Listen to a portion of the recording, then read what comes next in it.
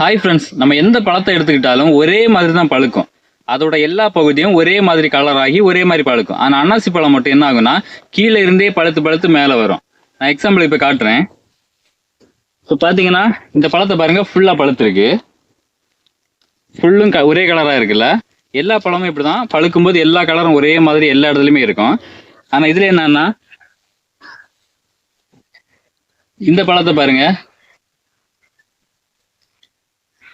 இந்த இடம் இப்பதான் பழுக்கிறதுக்கு ஸ்டார்ட் ஆகுது.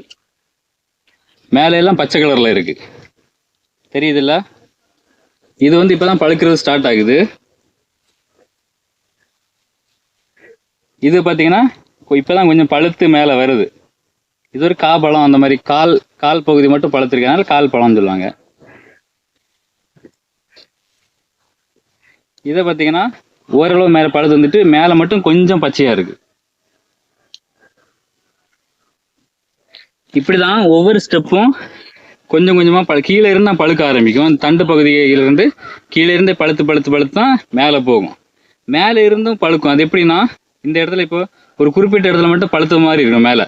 அது என்னன்னா வெயில் படுறதுனால அந்த இடம் மஞ்சள் கலராக ஆயிரும். நம்ம அப்போ இது பழுத்துட்டு அப்படின்னு நினைக்க கூடாது, அது டேமேஜ் ஆயிட்டு. எப்பவுமே அன்னாசி பழத்துல கீழே இருந்து மட்டும் தான் பழுத்து வரும்.